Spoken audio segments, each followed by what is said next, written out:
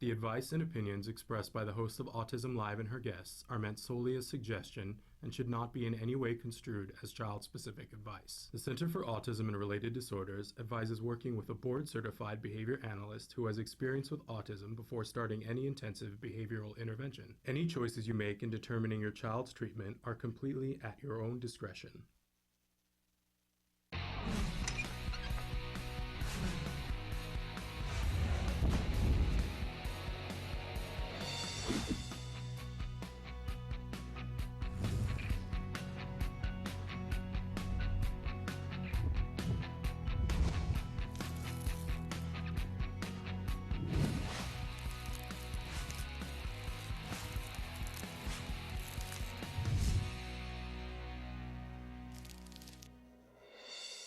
Good morning and welcome to Autism Live. I'm Shannon Penrod and we are webcasting to you live from the Center for Autism and Related Disorders headquarters in Tarzana, California.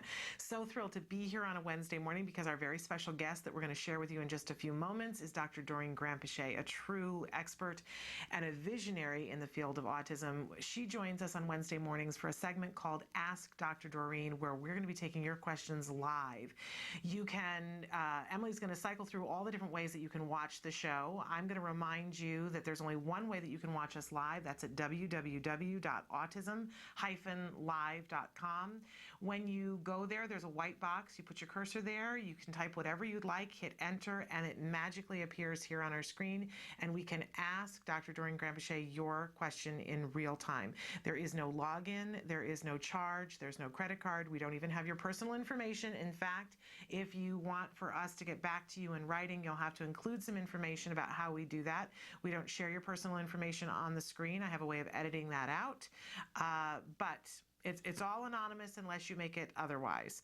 So without further ado, it is time for Ask Dr. Doreen. Dr. Doreen Granpeesheh is Dr. Doreen is an expert in autism. Doreen Granpeesheh. Dr. Granpeesheh. Dr. Doreen Granpeesheh. Dr. Doreen Granpeesheh is a visionary in the field of autism, and now you get to ask her questions on Ask Dr. Doreen. Welcome to Ask Dr. Doreen. Our very special guest, Dr. Doreen Granpeesheh, is here. Welcome and thank you for being here. This is a pleasure, always. Thank you. This is a wonderful opportunity for our viewers to ask you questions, but we want to remind everybody that you don't give child-specific advice. Right, yeah. Very good reason for that. That would be a disservice to our kids, right? There's no way that you could get, even as good as you are, they couldn't give you as much information as you would need to be able to give child-specific advice. Right, and we have to be clear about that. It wouldn't be fair to assume that we're giving advice that really does pertain to any child or any given child. We do our best. Yeah. I have actually received a couple of emails that I'm going to try to get to from families who've sent me more specific detail after the show. And I just want to say that, you know, my heart's in the right place. I really do want to answer the questions, but I do get about 400 emails a day internally at CARD, and it's just really hard for me to keep up. So I will get to them. Okay. All right, good to know. We're going to start out today with a question about kinds of things to do over the summer. So, dear Dr. Doreen, my daughter was just diagnosed with autism, age 5. Her deficits are mostly social. Do I do ABA this summer or just put her in a social skills class? Okay, you do ABA this summer.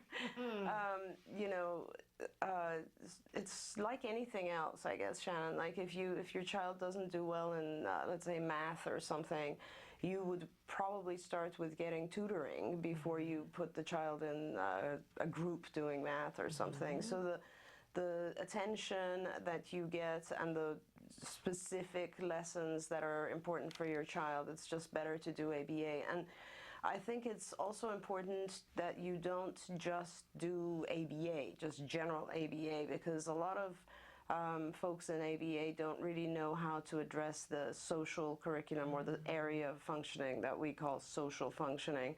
So for this parent, I really do recommend that you check into skills, maybe even just do the demo, just so that you can see the different things that are in the social curriculum, because I think it's our largest curriculum now, and it has There's just so much to teach, and it's such complicated stuff. It's not really done in the standard sit-down discrete trial format. Some of the basic stuff might be done that way, but most of it is stuff that you will want your child to learn in more of a cognitive sense, and then natural environment training, kind of stuff that the child can interact with their environment appropriately. So I think it's really important to check out the skills curriculum, because you will need to have good content. While the technique used will be sort of broader ABA techniques, the content is very important. You do not want to have an ABA program for a high-functioning child working on just social skills. That's just pure, let's say, basic labels and things like that. That's not going to help.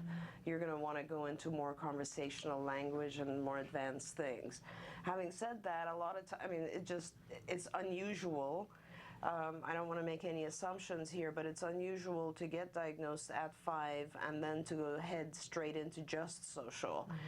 Usually when your child is diagnosed, the reason the child has some social deficits is because there's language deficits. So you might need to also do the assessment on skills for the language area and see if there are actually language deficits, because it's very difficult to try to teach our kids to do things like social conversation or any of the social lessons when they really are still having problems with basic language. Yeah. So one depends on the other. So your answer has sprung a lot of questions up in my head. Okay. First of all, for those of you who are joining us and it's your first time or your second time watching, we refer to the skills program. You can get there as skillsforautism.com. It's a lovely online tool that encompasses the entire curriculum of what is done for therapy at CARD. Is that correct? Yeah, it's a number of things. I mean, it starts with an assessment. So you answer all these questions about your child, and the program just gives you questions that are age appropriate for your child. So first you put in demographics like age and so on, and it'll present you with things that a typical child of that same age should be doing, and will ask you whether your child does those things. And anything that you say, no, my child can't do this, will then connect to a lesson, and the lesson is very detailed and will tell you exactly how to teach it and promote it in the natural environment. Some of the programs also have video clips to show you exactly how to teach it, but the main thing is that it is very, very, very comprehensive. So it will go through several domains, including language, social, play, cognitive, executive functioning, et cetera, et cetera. It just goes through pretty much every area of functioning. So it's the best that we could put out there for families in terms of, and for teachers, and we have a lot of professionals using it as well, because ABA is a series of techniques. The content is very important. You can use those techniques, but how do I get a child who's, let's say, nonverbal all the way up to normal? And that's 100 steps, and you have to kind of follow them in the right order in terms of teaching content. And So that's the curriculum. Those are the curriculum. lessons. Exactly. And that was going to be my next question, because what we're seeing now in this wonderful landscape of 33 states now that have insurance reform, and we go, woohoo, this is fabulous.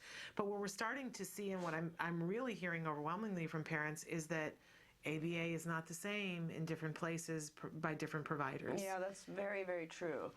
So, the basic definition of ABA would mean that you are, and a lot of people are using now board certified people, BCBAs, and you are generally trained in behavioral techniques. It's sort of a subsection of psychology, but it's all behavior analysis. And really that means that you know how to change behavior. You learn techniques that teach you how to modify behavior. Which means a lot of the behaviorists out there will be very good at trying to help you identify ways to decrease problem behaviors like tantrums or aggression and so on. And they also will hopefully know how to teach skills in one of the ABA formats where our kids understand it very well. So discrete trial is the most popular one. which is really just a very standard format that you present an instruction to the child and you make sure the child is successful 1 out of 3 times at least. And you prompt it, you make it easier, you make it harder, and you give more reinforcer, that sort of thing. So it has a series of techniques that go around it. You break things down into very, very small chunks so that the child can learn them, and then you chain them together, all these different techniques. But, you know, as I said, a lot of people still follow a couple of textbooks that are out there. And those textbooks are very limited in the actual skills that they teach. So it'll be very easy for any behaviorist to teach your child something like labels of objects, or, you know, prepositions, or those basic things that we wrote 20 years ago. But that's a whole different story than teaching the child, you know, how to enter a conversation with a group of children, how to stay on topic, how to repair the conversation when people start walking away, how to pay attention to social cues like children becoming disinterested, all, et cetera, et cetera. I mean, there's millions of things that are very advanced concepts, obviously, that we want to teach our kids, and most ABA professionals don't really know how to do those. And so that's why the content or the curriculum becomes very important. Right. And in our program, in the skills program, it really does detail the steps. So if you go into, let's say, social conversation, it's going to tell you that your child needs to have these prerequisites already in place. So certain aspects of pragmatic language have to be present, and if they're not, you go back to that lesson, and, you know, you start from the beginning and you just sort of build upon. Otherwise, it's just, it's like, it's too complex. It's like trying to teach a child calculus when they don't understand basic math. Yeah. So am I oversimplifying it if I say that ABA is the teaching technique? Yes. But it's equally important that you understand how to do the techniques and then having the proven steps in which to teach them, which is the curriculum. Yeah, and it's not really even, I guess that's correct, but let me just build on that.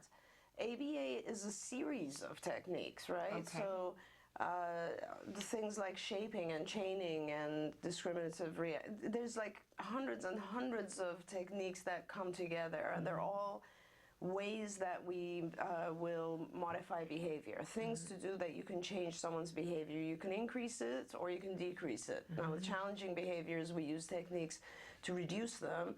With skill teaching, we use techniques to increase those, right? Areas that are deficient.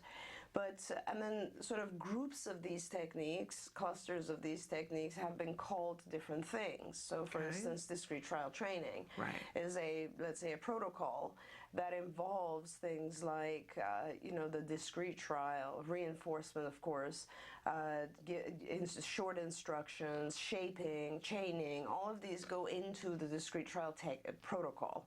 There's other protocols within ABA. So pivotal response training is a protocol, a natural environment training is a protocol. There are some other, and they're slightly different in that they pick and choose different techniques to produce what they are.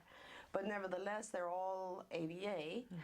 Now, so I could be an expert in ABA, and I would still, let's say I look at a child and I say, okay, I want to teach this child how to tell jokes, right? And I won't know necessarily what my content is, what my material is. How do you go about doing that? You know all the techniques of changing behavior, but you don't know, you haven't done really a good task analysis or a breakdown of the task of telling jokes or telling lies, those types of things. And so in order to do that, you need to have a whole different, I guess, you know, encyclopedia, which is really the curriculum and skills. Okay, so it's the two separate components. Right. But you have created things that people can use at home to be able to have access to both of those things. That's right. So to learn the techniques of ABA, all those techniques, and to understand all those things, if you thought your head was going to explode when she was saying shaping and chaining and all those things, you thought, I don't know how to do, and a lot more. If that all seems very far away and you don't know what to do about it, you can take classes from IBT. Yes, Institute for Behavioral Training, right? And you can learn all those things in a very easy way at home. You don't have to go to the library or go to the bookstore or go to the university. You can do it at home on your computer, very inexpensively. Oh yeah, and it's not. I don't want to make it sound like it's overwhelming. It's not. I mean, especially for parents, we've made a whole series just for parents. And we've made another series just for teachers and then another series for professionals, which is much harder and much longer. The concept with the series for professionals is essentially we're trying to teach everything that you need to know. It would prepare you for the BCBA exam. I mean, it's very, very detailed and comprehensive, but for parents and teachers, their use of ABA techniques is going to be a little bit different. Yeah. So it's much more non-technical language. And as you said, Shannon, it is short modules that you can pick, and you can start with, what is autism, and then you can go and look into what is actually ABA, and then the subdivisions of ABA, and how do I handle challenging behaviors, and how do I teach skills, and all the different modalities. And there's a lot there. Yes. So, and it's very accessible. I have to say that again and again and again, because my husband has been doing some of the different learnings, and he is one of those people that he wants to learn techniques to be able to help his child, and he wants to get better at that constantly. But getting him to sit and listen, sometimes when I talk, he goes, "You know what? You're over my head. You gotta." And he's been doing fine on the IBT trainings. And I have to point out too, when we say they're really affordable and inexpensive, sometimes people say that, and I go, "Well, what's affordable and inexpensive to you?" It's $7.50 for some of the trainings. So 7, 10, 12. I think they don't go beyond that. Yeah. I mean, they're very low cost. Yeah. So it's when I say affordable, that's what I'm talking about. Right. So that's the component of learning all those techniques that you were talking about, and understanding what it is that you need to do to be able to teach. But there's still that whole other component that you need the lessons, because who wants to reinvent that wheel? Oh, absolutely. And the sort of the process of developing skills for me was I was just not able to help all the families that were getting in touch with us, and we had all these wait lists, and I was like, oh my gosh, we have to do something about this. So why don't I start publishing our lessons? So we first started organizing these into series of 8 really big books. And as we started doing that, I realized, okay, well, this is all technical language. Like, a parent is not even going to know what an SD or an SR or whatever are these technical terms. And how am I going to give them sort of the basic knowledge so that they can access this stuff? And then I thought, all right, so it's one thing to give them the encyclopedia. The other thing is just teach them the techniques, which is when we started developing the e-learning and all the video-based learning things that are modules that are on IBT. And then after I did that, I realized, okay, well, I don't want every parent to think they have to teach every single lesson in here. There's over 4,000 lessons in there. And I need them to be able to assess their child in a way that the lessons that they pick are very, very specific just for their child. So which is when we spent a few years developing the assessment, or the skills index. So, all of it together, I think, gives you all the tools you need. You should learn the techniques, and then you should take your time and respond to the assessment. And that will really give you a fabulous baseline or a picture of where your child currently is. And not just across social skills, but across every domain. Yeah. It's amazing. Yeah, it is really awesome. I agree. It's a little. I think sometimes parents get a little bit scared because it's overwhelming. It does take some of your time to answer these questions, especially if your child's older or higher functioning. But it is very useful. And actually, over the summer vacation, I'm going to be setting up what I consider to be Skills 2.0. I'm revamping a lot of it and trying to produce formats that are much easier. First of all, I know parents want to be able to pick areas and not have to do all, or I want to be able to give them portals where they can just use one area, like language or social or cognitive.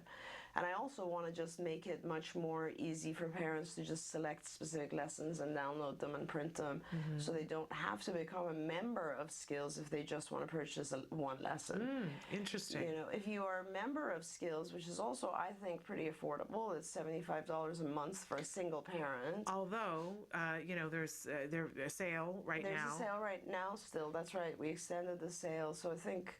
I'm not sure how much off it is. Do you know? It is 20% off. 20% off. So, But that is only until the end of May. right. So, And when we were pricing this in the beginning, a lot of the parents that kind of came to our focus group said they thought it should be something like $250 a month. yeah. And we just wanted to make it really affordable for people, so we brought it all the way down to 75.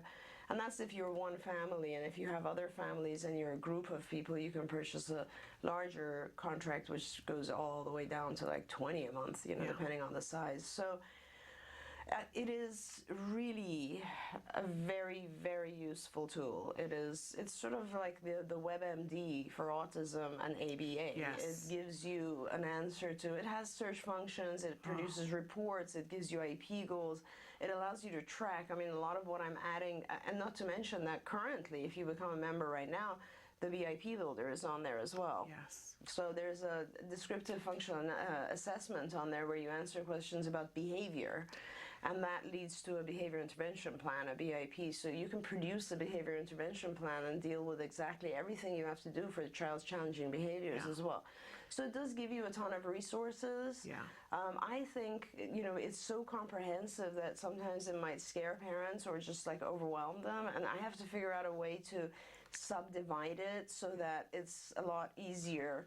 Or sometimes you may, I don't think it's good for parents to be exposed to all of it. It's just too much. It's too. Well, the thing that I've taken to saying to parents is get used to the idea that it's this big thing and that you will exhaust yourself trying to use every portion of it on the first day. That's true. So pick what you need right now. Right. Prioritize in your head, what do you need right now, and focus on that aspect of it, because the truth of the matter is there are so many different ways to use it.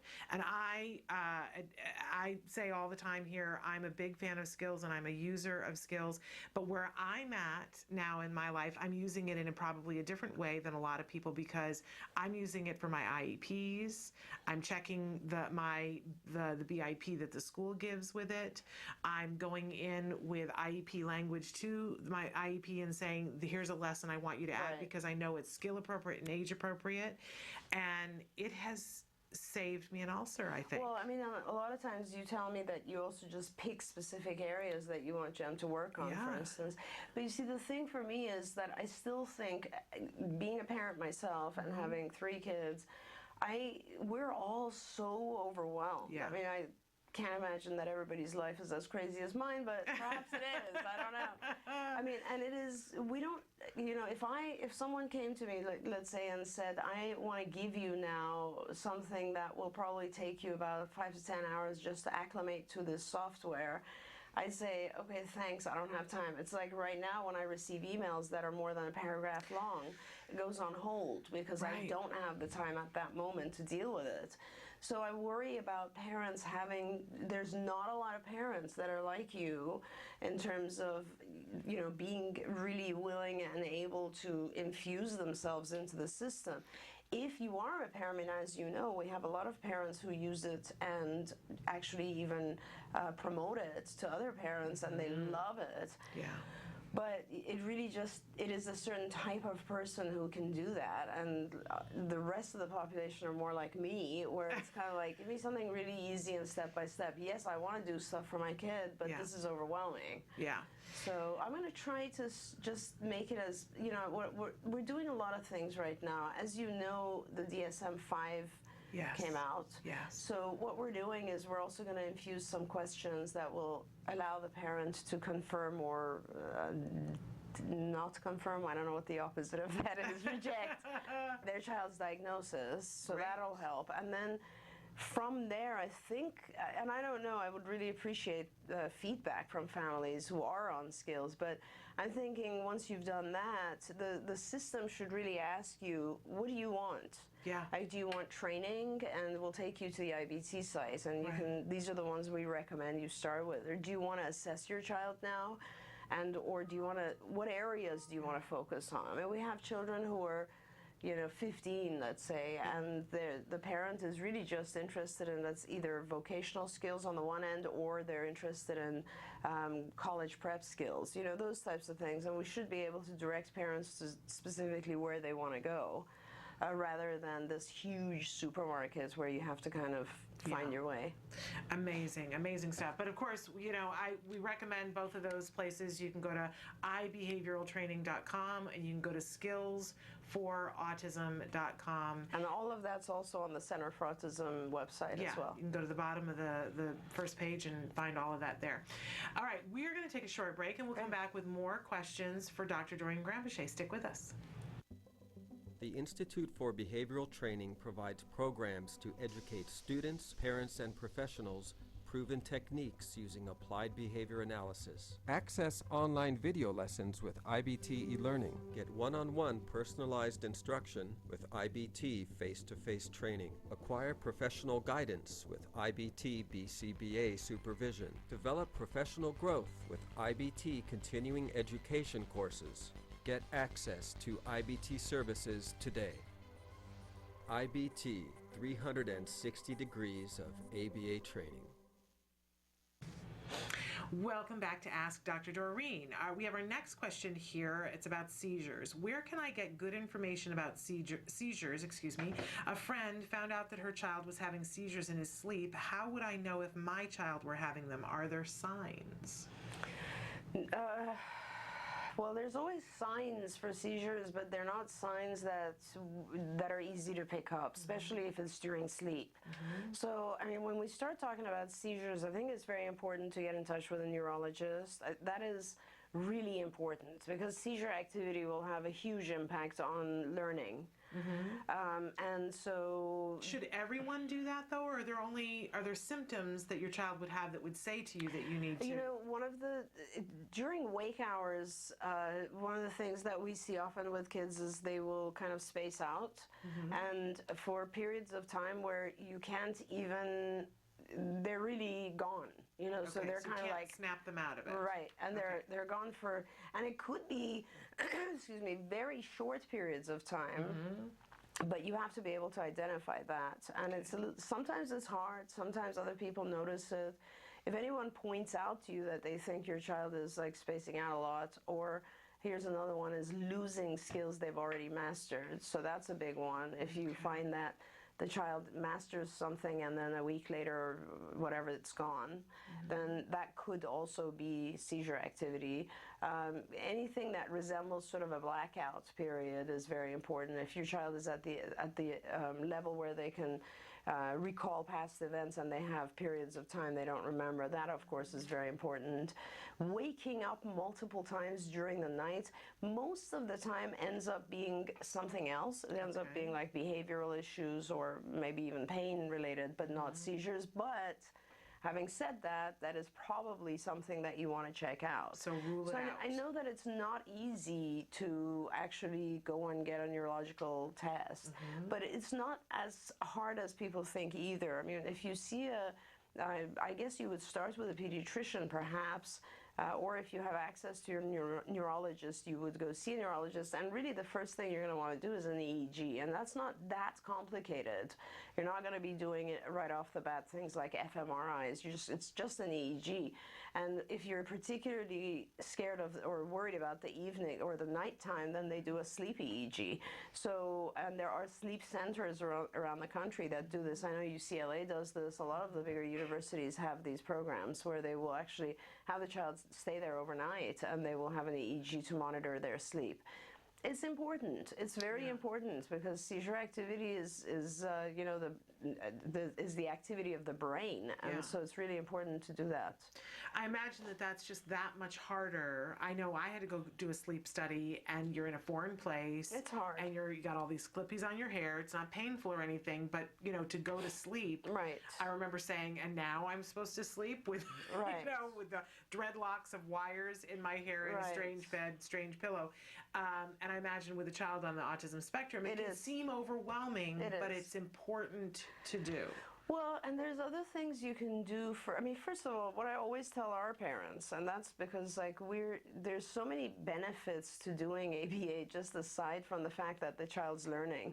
One of the benefits is you can use ABA to measure other things, you know, like that's why we have the clinical timeline on skills, going back to that. But It's so if you give a medication and you want to see whether or not your child is doing better on it, it's pretty subjective usually, except that if you have an ABA program and you're taking data on how fast your child learns things, and you introduce a medication, it might have an effect one way or another. And trust me, with the detail of data that ABA people take, you'll see it. Yeah. You'll definitely see whether this medication improved the challenging behaviors and the skill acquisition, or it didn't have an effect. So if you think of that in kind of technical terms, ABA is an intervention, which means in technical terms it's what's considered an independent variable. It's the thing that actually makes a difference. But at the same time, your child's learning at a certain rate, right? Every child learns at a different rate. And that rate of learning is really also a dependent variable. It's sort of the outcome.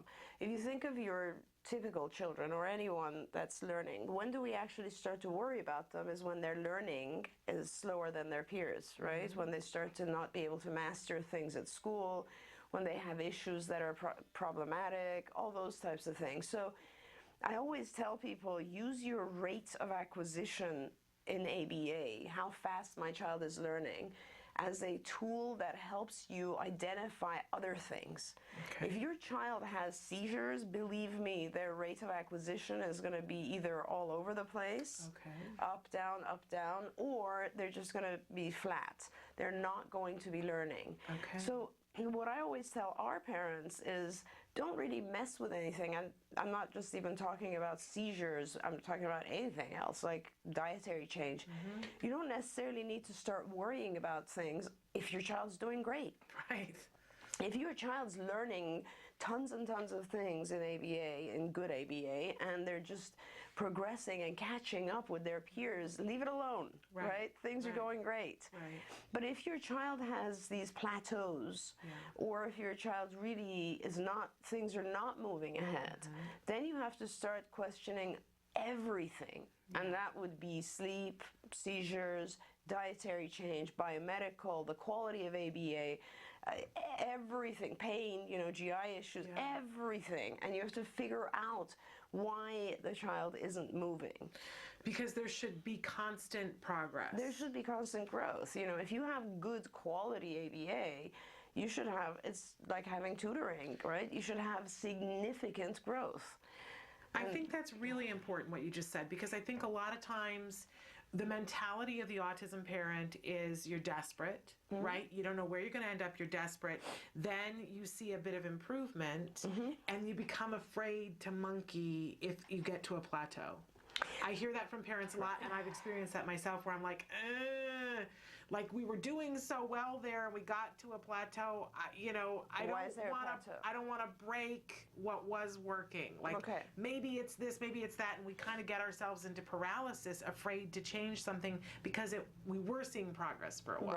Right. But I encourage parents to actually look at it as sort of, investigative surgery type thing, right? You don't know, even with typically developing kids, you're not going to know what issues they have unless you're involved in their lives, unless you know exactly how they're doing on every single quiz and test, how they're doing with their friends, how they're doing, whatever it is.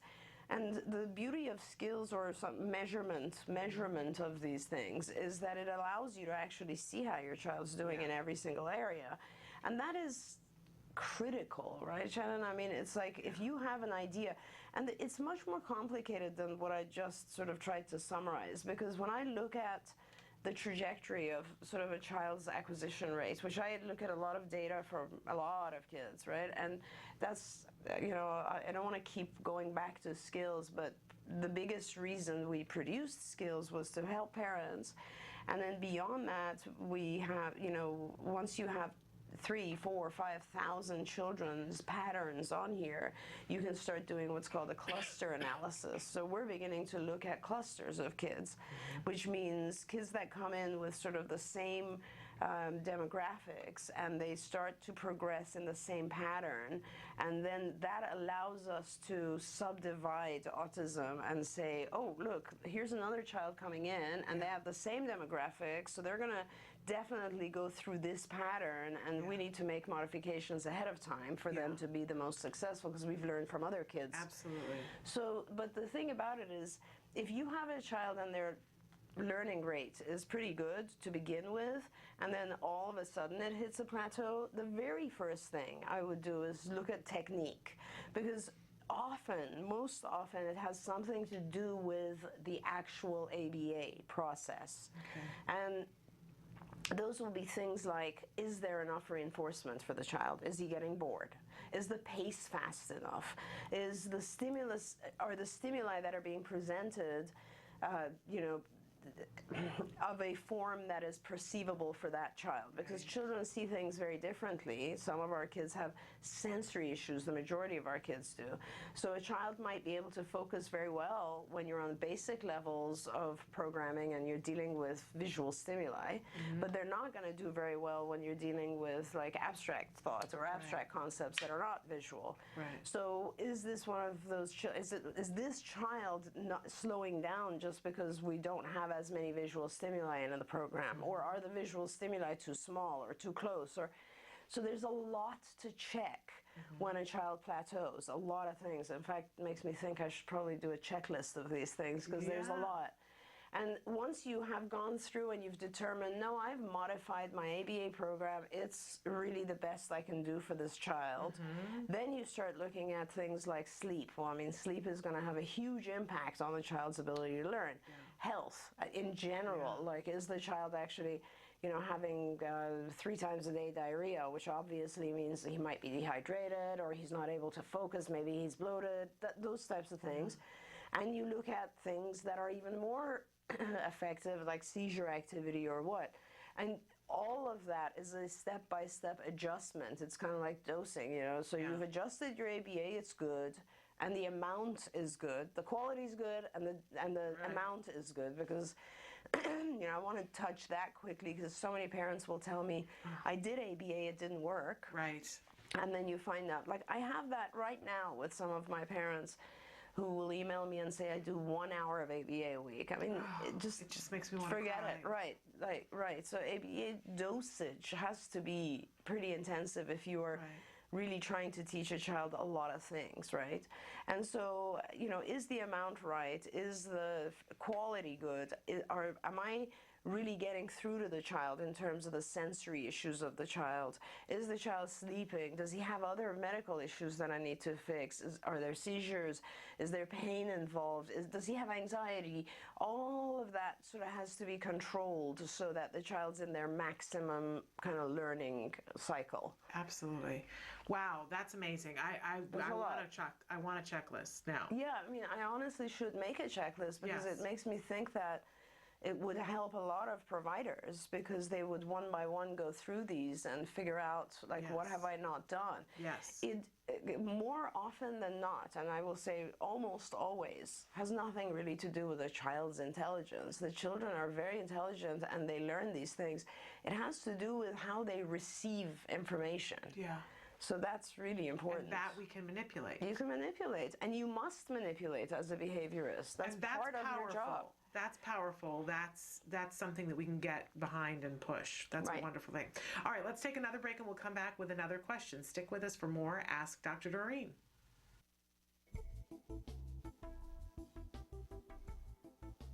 Skills is an online program that provides assessment, curriculum, positive behavior support planning for challenging behavior, and progress tracking, and it does this all in one place. The skills assessment and curriculum addresses 8 areas of development, which even includes advanced higher level areas such as executive functions and cognition, which pretty much makes skills the only ABA-based set of curricula for teaching more complex skills, things like problem solving, planning, self-management, perspective taking, and even inferring and predicting others' private events. Skills is a 4-step system. Step 1 is to add the child to your account. Step 2 is to start assessment. The skills assessment is the only ABA-based assessment with psychometric research demonstrating the language subscale to have excellent reliability. Every area of human functioning and typical child development from infancy to adolescence was researched, making the skills assessment the most comprehensive of its kind in the world, and we're quite proud of that.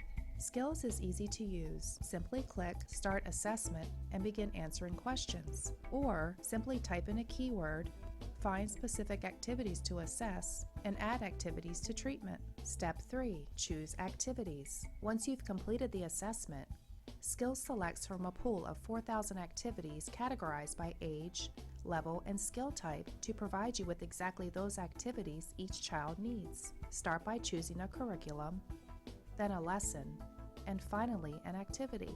Click the information icon to view prerequisites, ages in which targets develop, examples, and IEP goals. Click the video icon to watch a short video. Once you've identified an activity you want to teach, adding activities to treatment is a snap. Step 4. Start treatment. Here you can access customizable activity lesson details, add your own customized targets and exemplars, and edit an activity status such as introducing or mastering it. You can even print handouts such as worksheets, tracking forms, visual aids, and other materials. Skills also offers multiple progress charts mapping curriculum progress, lesson progress, and cumulative number of activities and targets mastered over time. The Skills language curriculum is categorized by verbal behavior type so that users can identify progress for verbal operants, such as echoics, mans, tacs, and interverbals. Skills is one of the only programs that provides the ability to write behavior intervention plans, or BIPs, for challenging behavior. With just a few clicks, the outline of the behavior intervention plan is written for you and ready to be printed and implemented. You can learn more about Skills today and get started by visiting us at www.skillsforautism.com, or you can call us at 877-975-4559. Skills. Progress starts here.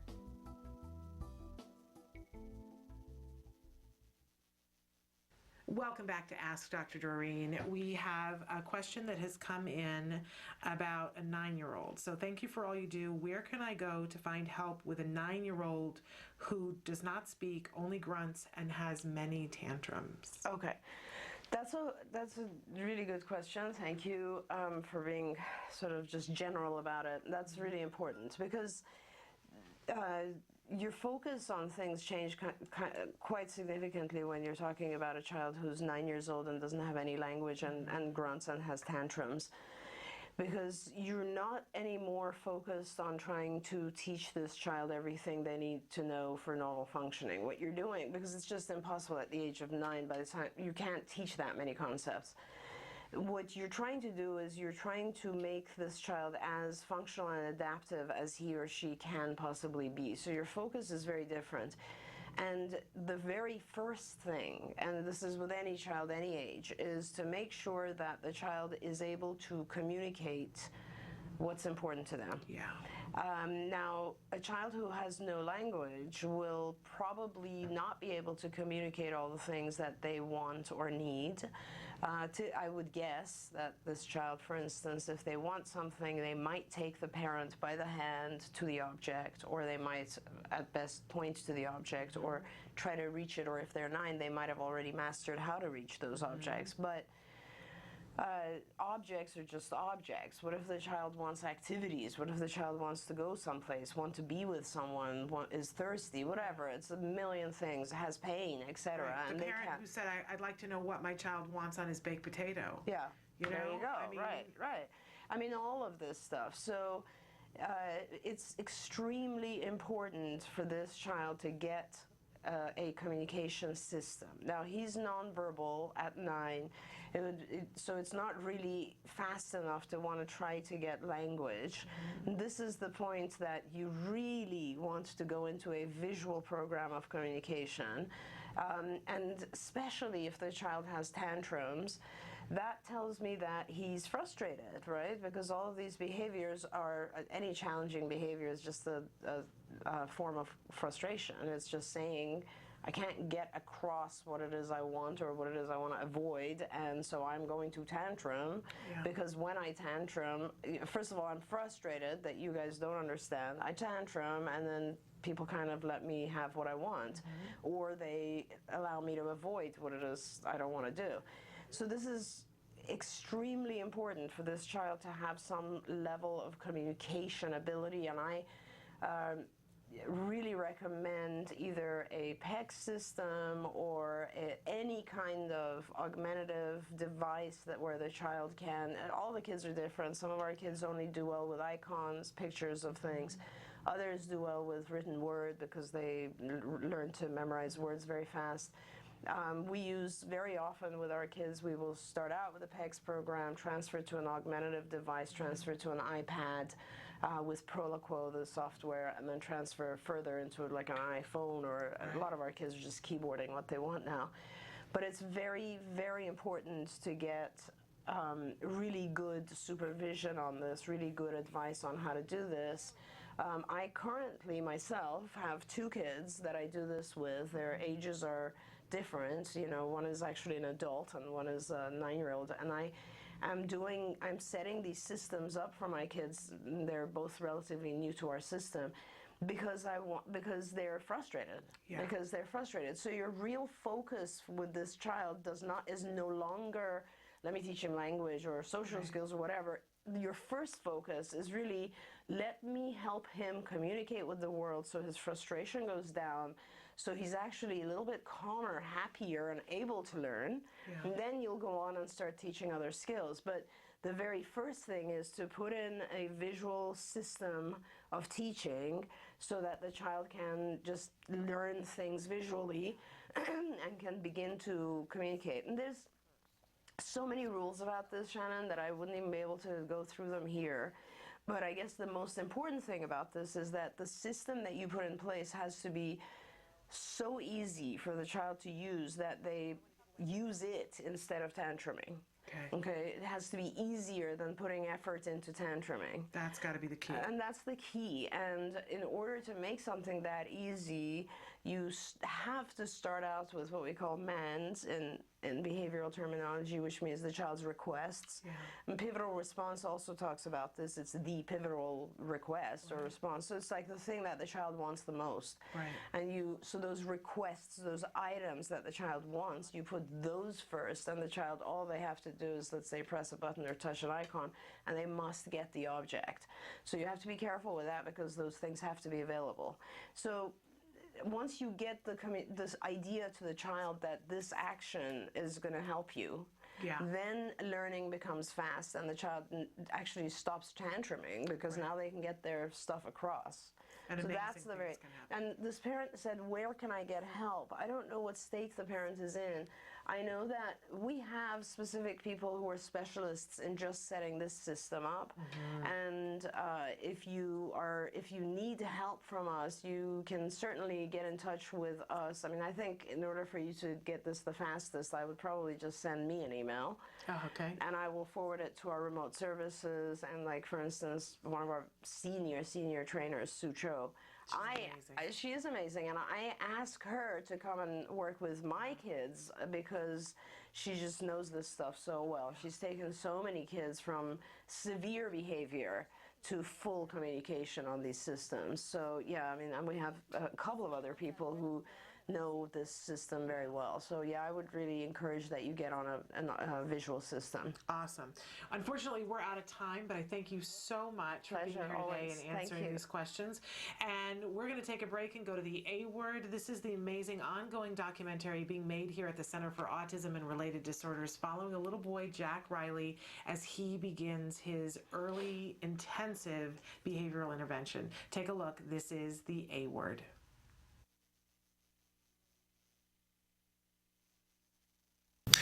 Welcome. We join you live. You may have noticed that was a pre-recorded version of Ask Dr. Doreen because unfortunately we're so despondent that Dr. Doreen Granpeesheh is ill this morning and unable to be with us live, especially because we have this very special event that's happening this morning.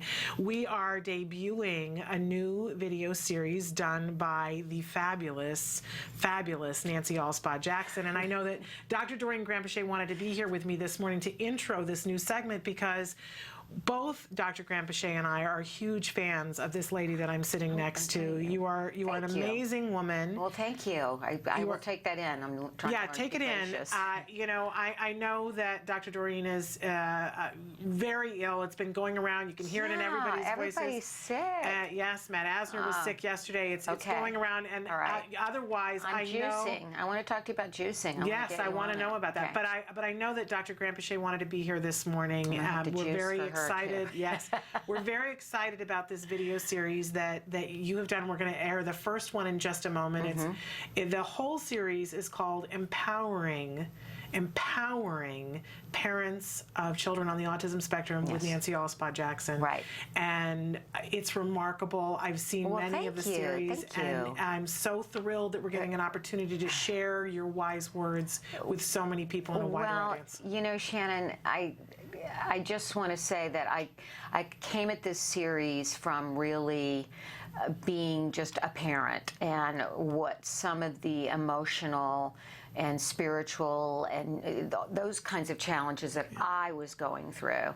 And I came on the journey, I came to realize that we really don't look at our own, I guess, vulnerability during all this, and we don't take time because it goes so fast. You know, you're working, you're focused on your child. And we all know that in our marriages, things happen in our marriages, and it's so tough on any family. And I don't think we often step back and look at that, acknowledge that, and learn some tools to help us. But it is possible to live this journey of having a child with autism with great love and great vitality and great enjoyment. It's just a very different journey. So what I did was I devised some steps that worked for me in keeping me sane, okay? Because, a woman I know, Elizabeth Emkin, who ran for Senate in California, she and I met once, and she said, I've been on that kitchen floor. And I said, yeah, I'm a member of the Kitchen Floor Club too. Where you just get down on your knees and you say, God, is my child going to get help? I don't know what's going, the answers just don't come. The path is such a labyrinth of trying to navigate. And those of us that think we knew everything suddenly know nothing. And it's just, it's an experience that I think so many parents relate to, no matter where they come from. It levels us all when we get that diagnosis. So I'm hoping that, like I said, I'm not a doctor like Dr. Granpeesheh. I'm a parent, and I am someone who I think always tries to seek to find answers. And when people tell me they can relate, I want to share those. So that's what it's about. It's really remarkable, and I can't imagine it coming from anyone better than you. I say this about you behind your back all the time. I say, they say that in order to have a testimony, you have to have a test. Well, you've had the full exam, and you got an A. Well, thank you. So, because you have been through a lot, and we'll talk a little bit more about that. But let's debut this wonderful series. So this is Chapter 1, Chapter 1. Empowering Parents. Take a look.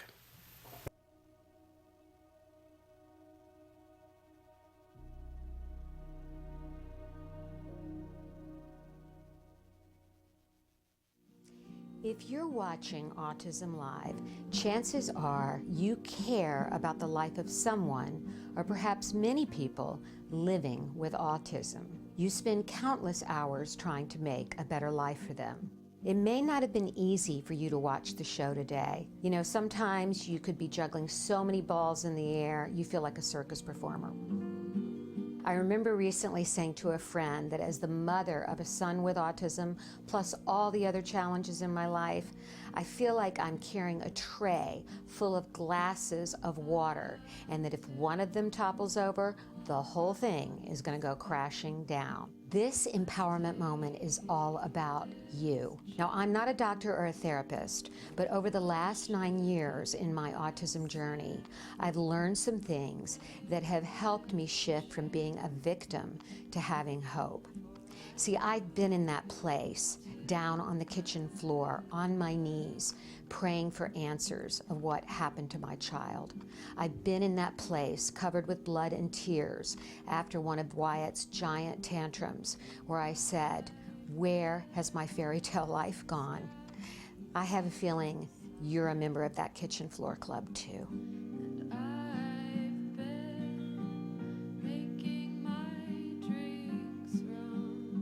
It's been a process, but I've come from that place of being a victim to becoming an advocate for my son Wyatt and for many others as the executive director of ACT Today, or Autism Care and Treatment Today. Let's start with reframing the way you think about yourself and your child. I want you to say after me, I'm an activist. That's right. I'm an activist, because just by watching this program, you are taking positive steps to make the world a better place for your child or someone else living with autism. You are a positive force of action in the world. I want you to start thinking of your so-called disability as an opportunity, because it's within our challenges that our greatness is revealed. That's where we find our courage and resiliency. And parenting a child with autism is one of the greatest challenges a parent can face. You have the choice to see this as a journey of self-discovery. Some people take expeditions to climb Mount Everest to see what they're made of. You don't have to travel that far, because parenting a child with autism is an expedition of the soul. Until next time, stay strong and keep the faith. I have to say, I'm really proud of you. Thank you. And let me tell you, I get emotional. every day I have to walk that walk, and some days I don't want to walk it. I mean, you know, it's just yesterday. For some reason, our son was set off because he has been seeing, my best friend is visiting, and we're having sugar in our coffee as an indulgence every morning. We normally don't have it in the house. And the other day he grabbed it and put like 5 teaspoons full in his faux coffee. And he wanted to do it again, and his father stopped him, there were some pretty physical parts of it, and Wyatt scratched my husband. He was bleeding. It was mass chaos before walking out the door to school. But now I know, you know, that can happen. I don't catastrophize it for the rest of the day, and I move on. So the gift today, he was totally happy.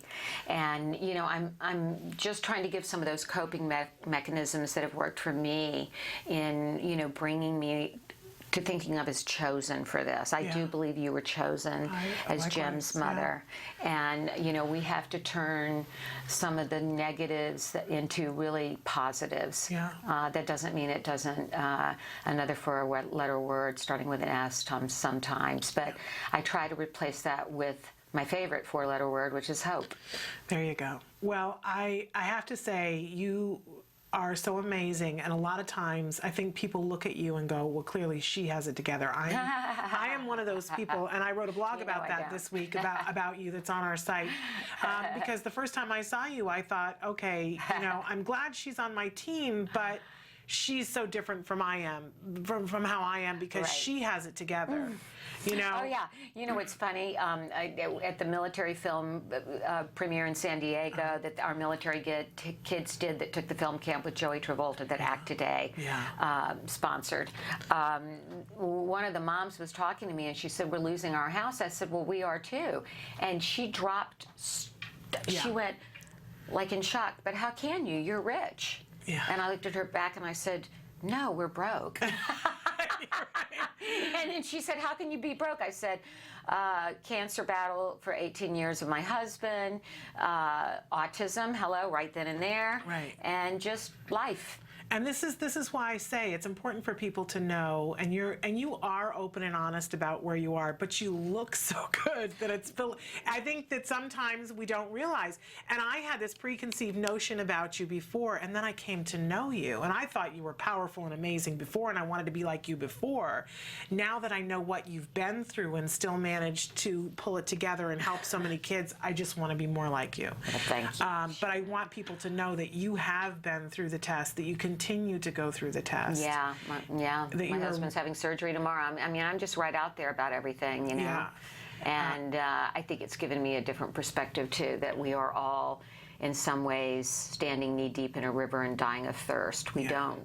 Life goes by so fast, and we're so focused, as well we should be, on our children and fixing them and recovering them and making them the best they can. But we've still got to go deep within as parents and take care of our souls. Well, I'm ready to walk that walk with good, you, because good. I know you walk it and you Good. talk it, and you're the real I'm walking deal. it with you guys as well. Well, some days I'm stumbling. Some days I can barely get up on my feet, man. But I'm Team Nancy. That's the name of the blog, was Team Nancy, because Great. stick with this woman. She's amazing. Great, great. All right, we're going to take a short break. And we're going to come back and do our show, Yes, right? we're going to come back and do Let's Talk Autism with Yeah. Shannon and Nancy. But Good. first, we're going to take a look at the A Word. This is the ongoing documentary being made here at the Center for Autism and Related Disorders, following a little boy, Jack Riley, who was diagnosed with autism at the age of 2. Now, Jack Riley had the benefit of his mom said, I don't know what to do. She said it to a person who said, oh, you need to talk to Nancy Alspaugh-Jackson. And that's exactly what happened. Yeah. And then as a result of that, I gave her a stern talking to. I said, you've just been given a giant gift. Your child's been diagnosed at, what, year and a half? Yeah, well, yeah, he was Almost just 2. turning 2. I said, you have no idea. My son wasn't adequately diagnosed till he was 4. We missed 2 valuable years. I said, and this is what you have to do. And I said, if you won't do it, you know, and there was a little at first, but I got to tell you that. She got on it. She got They on both it. got on it. And they allowed Cheryl and Mike. Yes, and they have allowed cameras to come into the home to document it, and it's an amazing legacy that they have left of what can happen when a child gets the right intervention Wonderful. at the right time. So take a look and see what Jack Riley is up to now, and then we'll be back with Let's Talk Autism with Shannon and Nancy. Stick with us.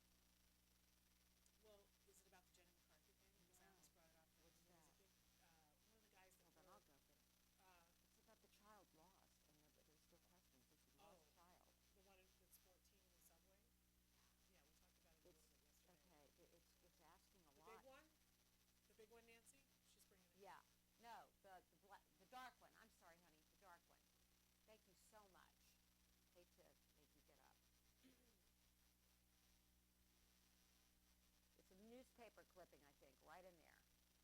They've gotten a lawyer. Okay. We can read it real quick. Hand it to me.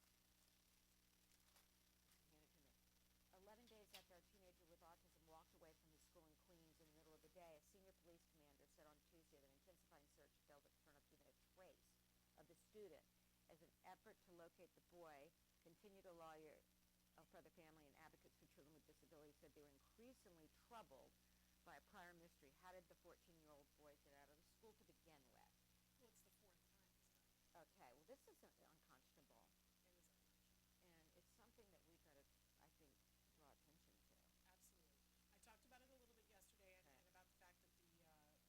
But we can always talk about, it's still ongoing. We can always talk about these things as we go on. So you let's want to open with why it? don't we open with that, and I'll read part of this. I mean, no student should ever get away. Is this the new one, Emily? He said, I'm going to ask the new person.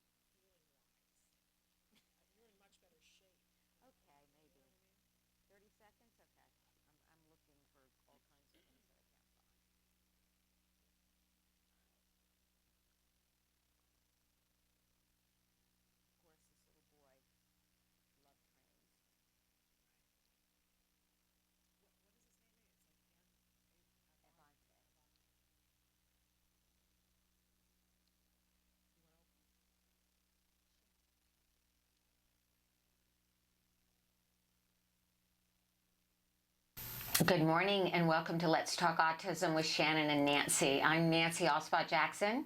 And I'm Shannon Penrod. Hey, friend. You have this wonderful, peaceful aura about you today. Is it because we took time off? I think so. You know where I went while I was away? Well, I did a staycation.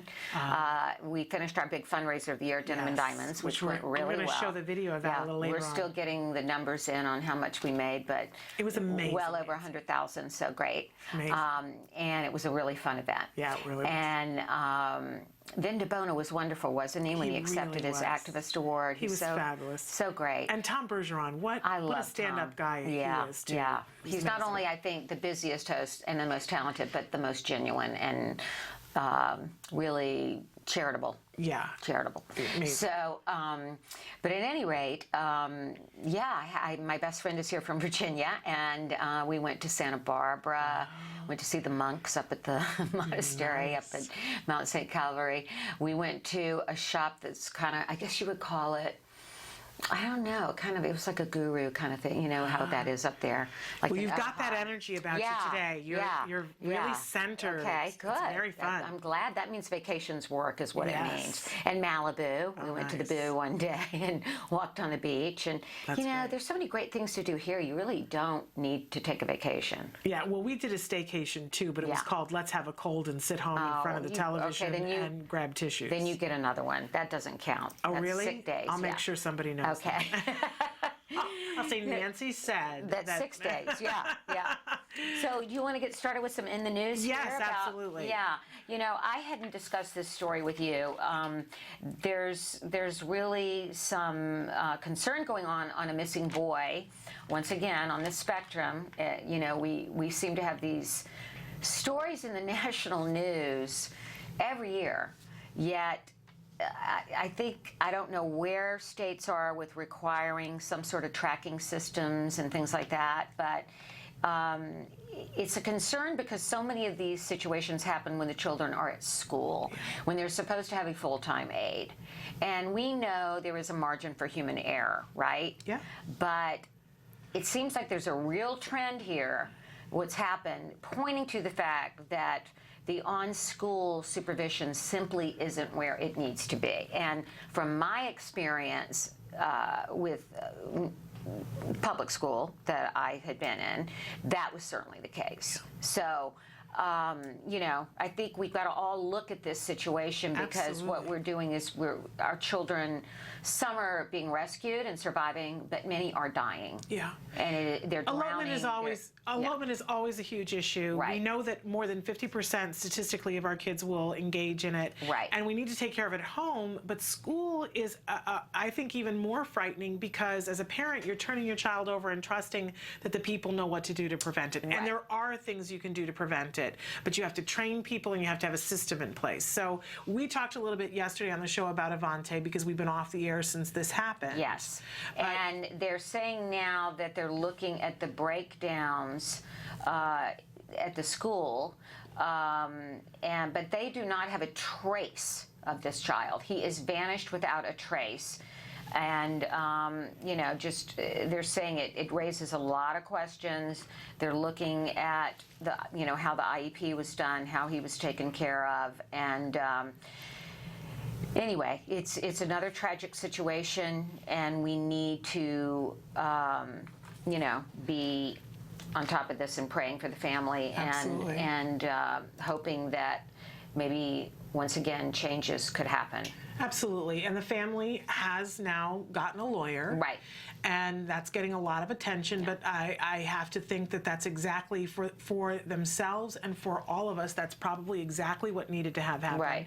But I mentioned, too, that on Friday, we're going to have Dr. Adele Nadowski on, and she's going to be talking about how we as parents can help, what we need to tell the one-on-one aides to ensure that our child is safe. So strategies, that's excellent strategies for making sure that because if the school isn't going to teach our aides, then maybe we have to do it. Right. Because I keep thinking, how can we get some power in this circumstance? So she's going to be with us on Friday to talk about that. Okay. And then the bill that Act Today sponsored Bill 1232. They have all letters, which to me seems awfully confusing. I can't imagine having to memorize those. Oh no! But Act Today sponsored a bill that was signed into law by the governor, and basically what this bill did that Act Today felt was so important to some of our underserved families was that it adds new quality measures to ensure that the services are being provided in a linguistically and culturally competent manner. So if a family does not speak English, if they're a Hispanic family, they speak Spanish, we want to make sure that they have a coordinator that culturally fits with the family, and that was passed. And as our state grows more diverse, it has to, provide to meet those demands. So Absolutely. We were very pleased with this, that it passed. Well, through congratulations. That's going to make a big difference for a lot of people. It will. That's a really important thing. We also reported on the fact that the Governor Jerry Brown, also he extended the mandate for autism coverage, yes. Insurance coverage in the state of California. We've talked a little bit, our topic this entire week has been insurance and what that means to everybody. We're going to have Julie Cornack on tomorrow to talk about going on and looking at the exchanges to figure out what you want to do. Okay. And of course, this mandate extends to 2016, but it leaves a lot of people out. It does. It doesn't cover if it is a self-funded plan, which we talked about yesterday, and also because of some of the things that Governor Jerry Brown has done, it leaves out the Medi-Cal program people. It does. And this, to me, is so unconscionable. I agree. I mean, first of all, it was promised that it wouldn't. So it is going back on a promise. It is a population that needs it as much or more. Or more. And I will tell you, this hit a little bit home last week. One of the things that we did do during our staycation, we had our first meeting to talk about adoption, and which we were talking about doing. That's exciting. Well, I don't know. It wasn't as exciting as it turned out. We're rethinking it now. But one of the things I was concerned about, because we were talking about doing an LA County adoption, and you pretty much guarantee that you're going to get, whether it's a child with autism or not, you're going to get a child who has behavioral issues. Yes, of course. For whatever reason. Yeah. And they were saying to us, okay, so you're going to, this is probably, we'll prepare you. And I said, fortunately, I work in a place where I'll get lots of help. And I said, let's talk about, because they give you medical coverage while you're going through the foster process. And they said, we give you Medi-Cal. And I said, well, how is that going to help us? That's not going to cover behavioral intervention. So for all of those kids in the system too, and all the people who want to adopt them, they're not covered either. Is that not deplorable? I don't understand how that happens. I know that it was promised that they were taking away the healthy families. Wait a minute. I do know how that happens. Insurance companies have much better lobbyists than people that are underserved and struggle to keep bread on the table. That's how that happens. Yeah, that's exactly how that happens. So anyway, I shouldn't say something that naive, so go ahead. No. But it is shocking. It is something that shouldn't happen. Yeah. So, I really felt it in that moment, and they were talking to us about all these kids that need homes and the families who will take them on, but they aren't going to be given the thing that would actually help these kids. Change their lives. Well, that's really bright. Isn't it? Let's chalk one up to Sacramento for doing something stupid there. I'm sorry. And when I said it to the social worker, it was like I had told her something she didn't know. Right. Which was also disheartening to me. That's quite disheartening that she wouldn't be up to speed on what the ramifications of this are. Yeah. Anyway, you know how we feel about the situation, I guess. And moving on. Yes. Okay. So, do you want to take the next one? Yeah, and Jerry Brown was a Jesuit. He trained for the Jesuit priesthood, and he should be all about. One of their whole things is helping the disadvantaged. I'm disappointed. Sorry, did I say that? I know people who know him and say that he's a stand-up guy. I really feel like we have not gotten the right information to him. Well, but I don't know how to do that. If anybody has any ideas, yes, carrier pigeon. Like this, I have to say, when I read some of these stories, I get sick to my stomach because I feel like, it's down the pike. There was an article on today.com about the biggest source of anxiety. Once again, we know this, you're preaching to the choir. when people think about caregivers today, when you use the term caregivers, a lot of people think about, well, those are middle-aged adults caring for their aging parents, their baby boomers. But now there's a new kind of caregiving just as prevalent, apparently, becoming so. What a shock with the autism epidemic. And that is long-term and comes with its own unique set of challenges, taking care of children who are so disabled they will never move out on their own. And that doesn't even mean they can't work, because a lot of these kids can work, like bagging, at a grocery store, or doing a repetitive action that's easy for them to do. But they're not going to live on their own, okay? Right. So it's becoming a huge issue because there are currently more than 11 million Americans providing unpaid care to a family member or friend who is between the ages of 18 and 49, and that's from the National Alliance for Caregiving, which means that because they're caring at home, they're not making money. So the other spouse is taxed with making the money, right. And it's really holding up the economy. It's not, Governor Brown, this is not cost efficient. Right. So, and I love the quote here that the biggest source of anxiety for caregiving parents is the question of who will take care of their children when they're gone. I know I certainly worry about that, don't you? We were with a couple of weeks ago, and they have 2 children on the spectrum who have some other health issues. And the whole conversation was about who, if something happened to us right now, who we would give our child to. And all family members were ruled out. Sorry. A lot of them gone. And, my parents are both gone. My brother and his wife don't want children, and I wouldn't be able to even handle the set of challenges. We're constantly looking at that issue because we're constantly thinking, who could do this but us? And apparently this is this is the #1 issue. Yeah. And it's just, we don't want our kids to be useless. We want them to be productive. We want them to have programs where they can be independent. And we want them to be safe. Yes. Long term. Yeah. And loved and cherished and cared for and valued. Yes. And that's a huge, huge concern. And there's somebody we're looking into who has created systems for employing our kids. He's been doing it in Denmark. He's an entrepreneur, and we're trying to get him on the show. I wish I could remember his name right now, but it's very Danish. And, but he's bringing it to America because it's been a huge success. Computer company software with our kids, and it's awesome. Absolutely. Truly wonderful. Yeah, so... All right, should we take a break so that we can start bringing in? We've got some other news stories that maybe we can get to later. Okay, but we've got 2 really wonderful, young, talented, inspirational individuals who are going to be joining us. They are interns that are interning at the Center for Autism and Related Disorders from USC, the social program there, and they've got some exciting stuff that they're going to be talking to us about that they're doing while they're here. And I mentioned yesterday, if you think that you can't make a difference or that one person can't make a difference, wait till you hear what these 2 young people are doing. You're going to get so excited. Oh, that's so exciting. Okay. All right, so we're going to take a break. We'll be right back. Stick with us. You say howdy, we say hi. Let's get rowdy, let's get wild. Let's get wild. Let's get wild. Let's get wild. Let's get wild. Hi, I'm Lisa Ackerman. Welcome back to another What's Left in Cooking Friendly for Kids with Allergies. And what we're going to make today is a pizza crust. We got lots of emails, and I really appreciate all the feedback. A lot of folks have been asking about what pizza crust is yeast-free, no eggs, and no gluten and all the other fun stuff. So we're going to take that challenge head on. And if anyone who likes New York type style thin crust pizza, that's what we're going for today. We're going to start with 1.5 cups of almond flour.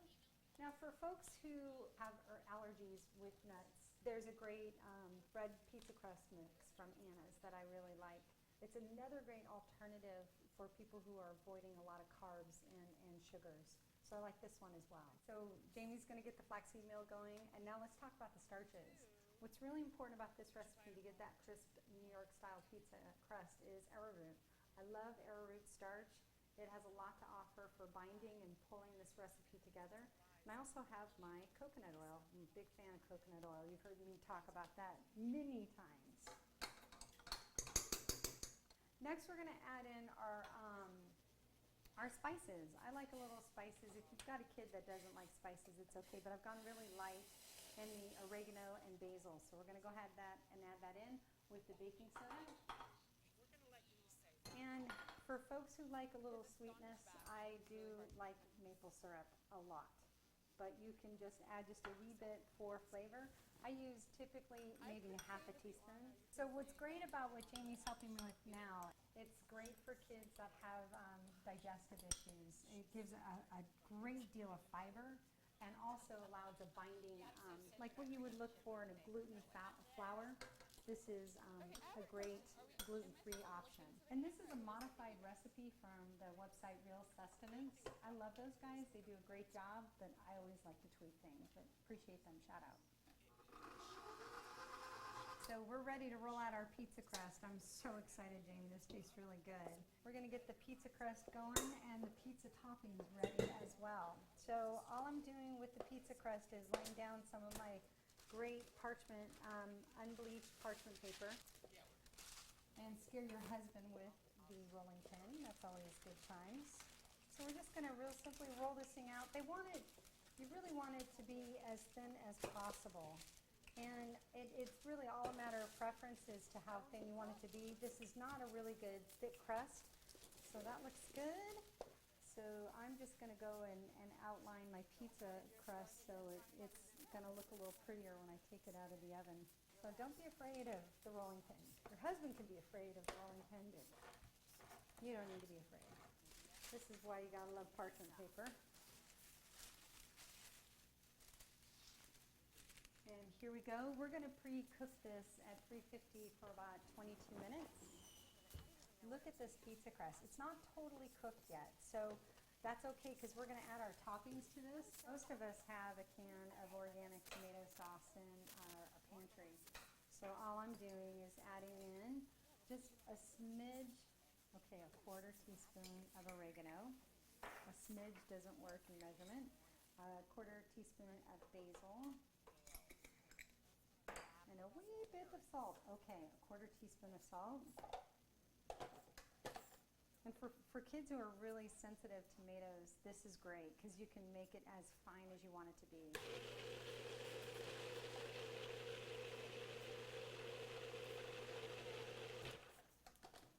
And that's great. That smells good.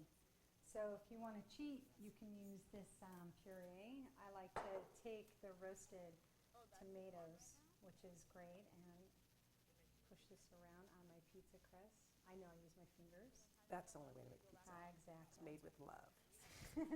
Kids love helping to make pizza too because they feel really involved in it. And they get to put however much they want of things. So yeah. Good family affair. And we love the Daya cheese. It goes on pretty much almost everything in my house. I'm going to go ahead and add the Daya cheese here. Too much cheese makes it a little soggy, so you may want to cook it a little longer and have it get a little bubblier. We're also using some organic sausage. This is the sweet Italian sausage, and the more, the better. And then we're going to add our sliced black olives. I love olives, but again, if you've got a kid that likes pepperoni, there's a great nitrate-free pepperoni from Boar's Hill. There's our pizza, ready to go in the oven. I'm ready. Let's do this. Our pizza's in the oven at 400 degrees. You can go anywhere from about 25 to 30 minutes, but again, you really want it bubbly and cooked. If you put it at a higher temperature, the fake cheese doesn't like that and it can scald. Your kid's gonna love you for such a great pizza.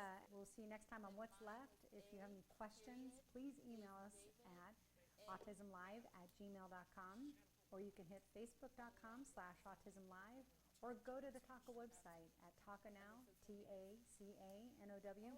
There's thousands of recipes waiting for you to enjoy. We'll see you next time at Autism Live. What's Left? You say howdy, we say hi. Let's get rowdy, let's get wild. Let's get wild. Shannon and I are back, on camera, for Let's Talk Autism, and we are joined by two very brilliant young people who are interning here at the Center for Autism and Related Disorders, or CARD, and I'm going to make an attempt at your names, Aliza, Daneshbakhsh, and Alex Valdiva. Correct, Shannon. Wow, take it over.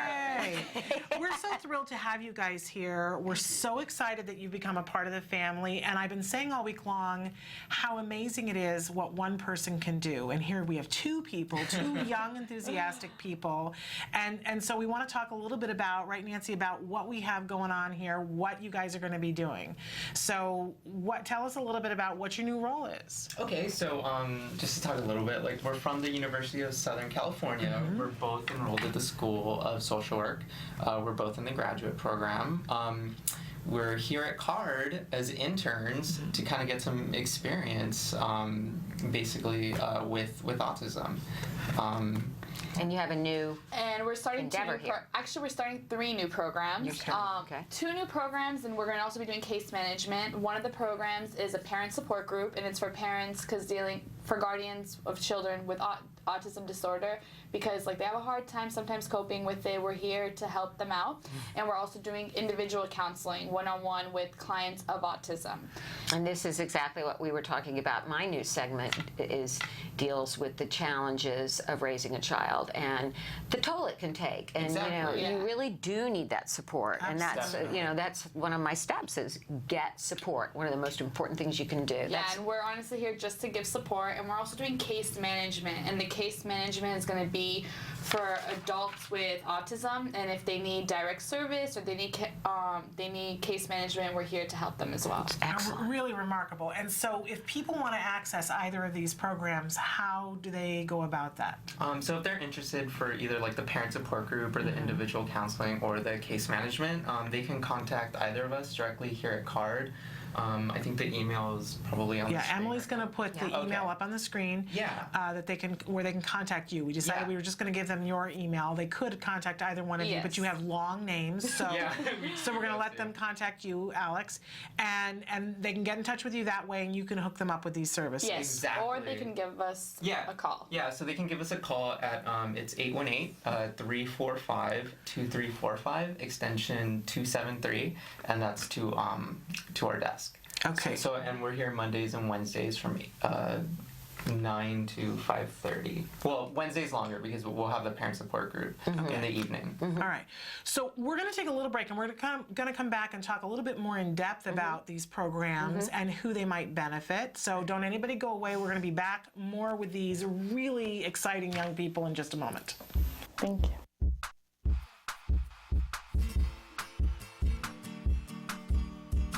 Hi guys, welcome back to Smarty. For this month, I figured we're going to do a super special portrait that is in the theme of October, which means spooky eyes that follow you as you walk around.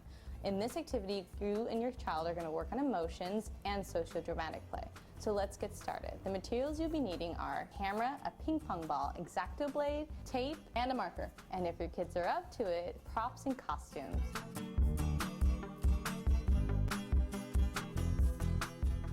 Now let's take some photos. It's a great time to work on emotions and socio-dramatic play. Let's get our props. See all the colors in the sky tonight. It's time to let the sunshine hide. Once you've finished your photo shoot with your child, select one of the photos and print it out on a large piece of paper. Now that you've selected your photo, you're going to take an X-Acto blade and just cut out the eyes from it. This part of the activity is definitely only for the adults. Now that you've finished cutting out the eyes, what we're going to do next is take a ping pong ball and cut it in half. You'll see why in just a moment. So with the ping pong balls, we're going to create the illusion of the following eyes. So what you're going to do is take a marker and you're going to make a dot in the very, very center. You're going to want to make it like the same size of what the iris was in the photo. Now that the ping pong balls are done, I'm just going to tape them to the back of the photograph. So does it look like she's following you? Well, I hope you enjoyed this activity for Smarty. Until next time, craft on, guys. Can you see me flying by your side? We're back with Let's Talk Autism, and we are joined by our young guests today who are starting great programs here at the Center for Autism and Related Disorders. And Alex, I'm going to ask you to go back into the parent support group, and what kinds of issues, what kinds of things take place there, so parents will know whether that's something that would be a good fit for them. Okay, so we started the parent support group here at CARD because parents or guardians, sometimes they're really not prepared for the challenges and the demand that autism spectrum disorder has on the family as a whole. So for the parent support group, we're going to be covering, well, before I go into any topics, I just want to say it's basically like a platform so other parents can connect. So they can share their experiences with each other, share their stories, gain some insight.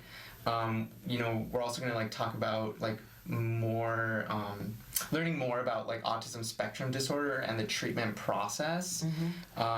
Find resources, by connecting with other parents. Yeah, community-based resources, online resources. Where you get them, other parents, exactly. right? Isn't that where you got most of yours? Absolutely. Yeah, there's all kinds of things out there, and we're basically going to be providing these types of resources for the parents. Excellent. I think that's really important. Yeah, and honestly, most importantly, so parents can be heard. They can get their frustrations out. They can talk about everything that they're going through and relate with other parents that might be going through the same things. There's nothing that leads you quicker to the path to insanity than having to get in touch with Regional Center.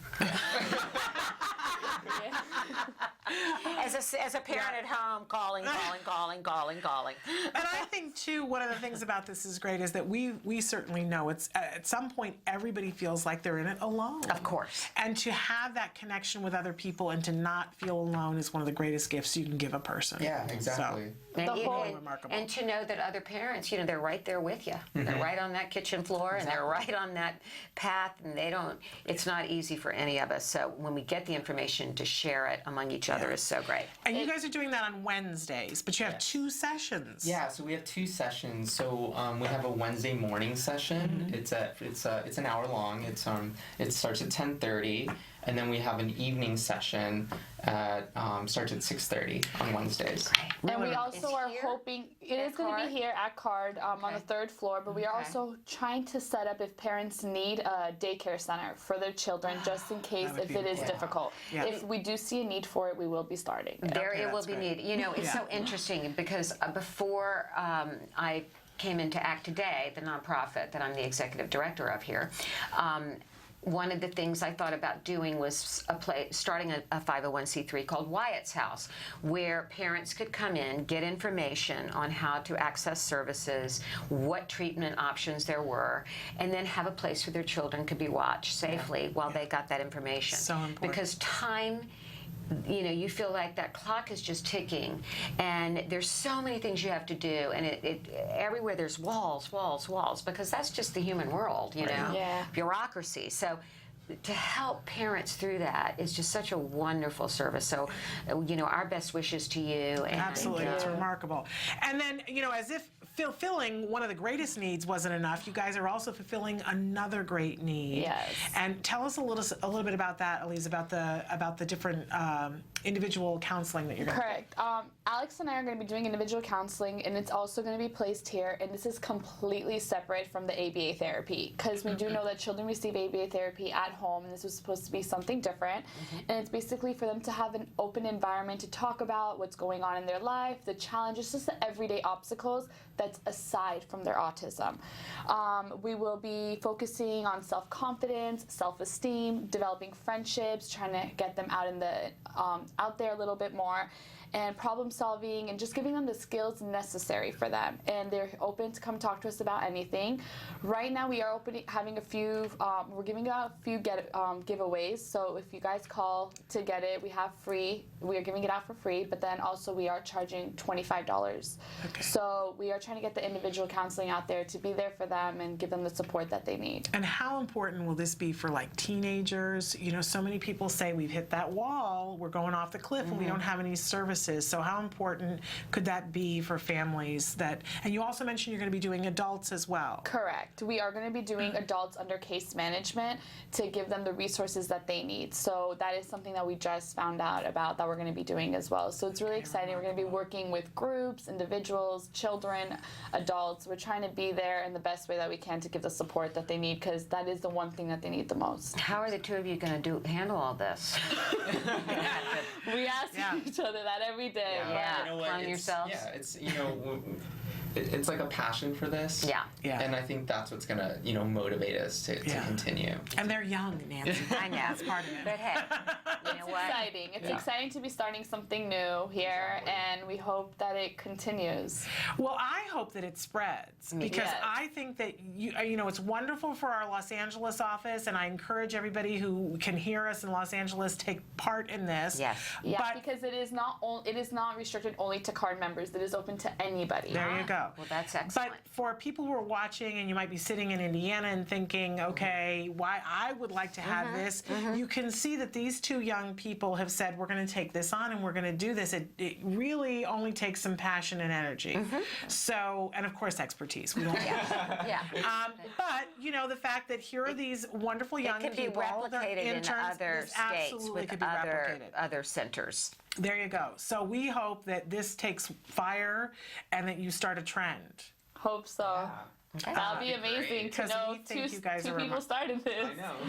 And I just want to ask you guys in parting, because I got a chance to talk to you guys a couple of weeks ago, what are your long-term aspirations to be this young and this gifted and have this kind of an opportunity? I want to know where you're going personally in life. Well, for me, I really want to work with veterans. You know, I was in the military for 5.5 years, so I really kind of want to go back to my military community and serve, you know.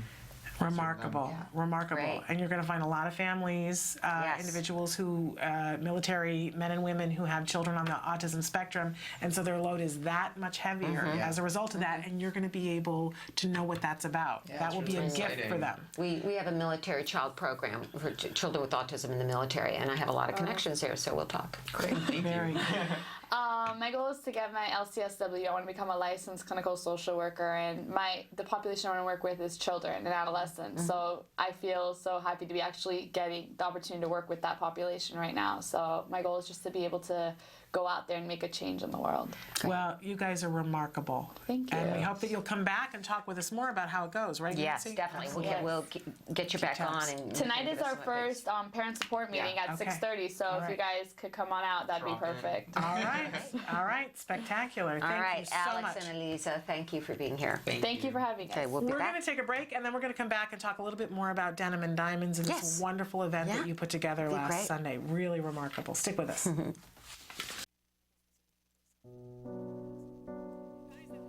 When you find out you're having a boy, you always think like, oh, he's going to play football, he's going to do this and that.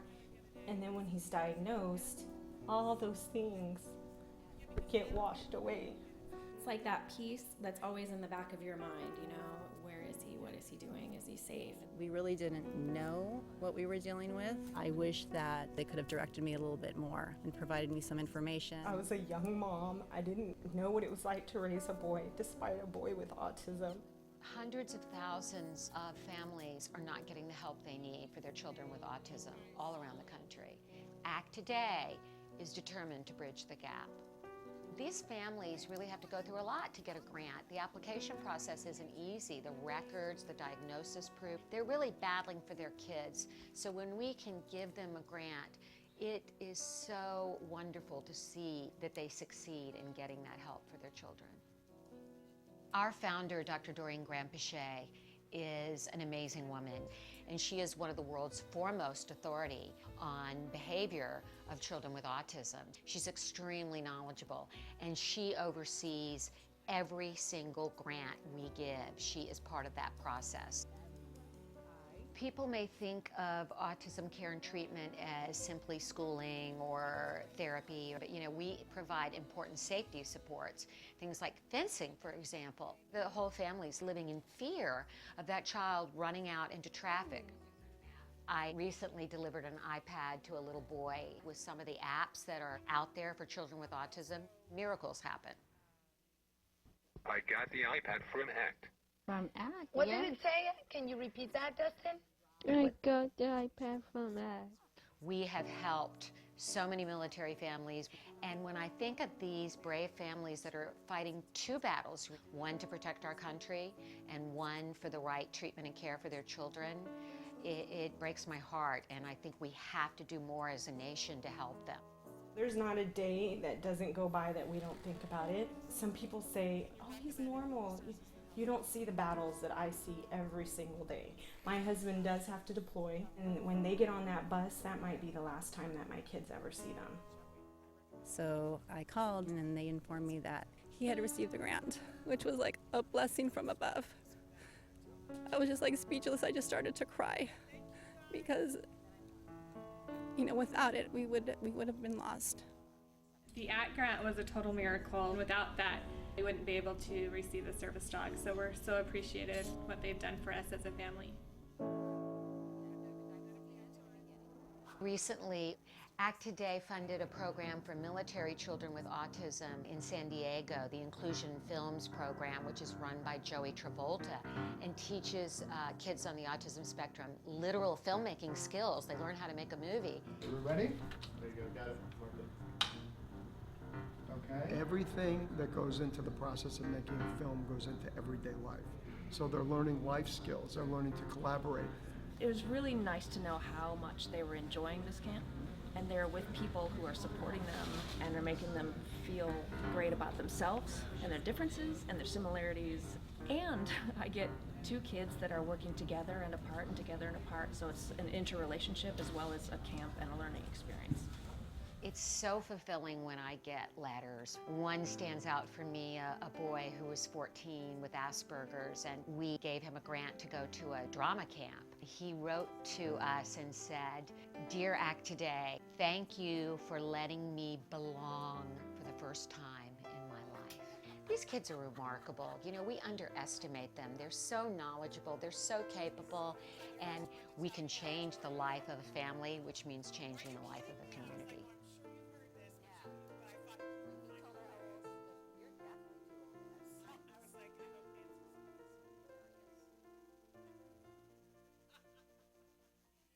Welcome back. Welcome back. we were had laughing such a good about time a private joke. Yes, very private joke. Anyway, we had some messages that came in. My mouse had died, so I want to address these really quickly. Somebody said about your new series, "Girlfriend, you rock." Congratulations on the new series. You're Some days I rock. amazing. God bless you always. Thank you for doing this. So we love that. Thank you. And that then makes me feel great. It makes me feel like it has, you know, somebody appreciates it it's and it got helps legs. them. It's got legs. And somebody else wrote in and said, "Hello, Shannon and Nancy. Today is my birthday. I am 20 years old. Can you wish me a happy birthday?" And I think I know who this is, but they didn't put their name, so I'm not going to assume.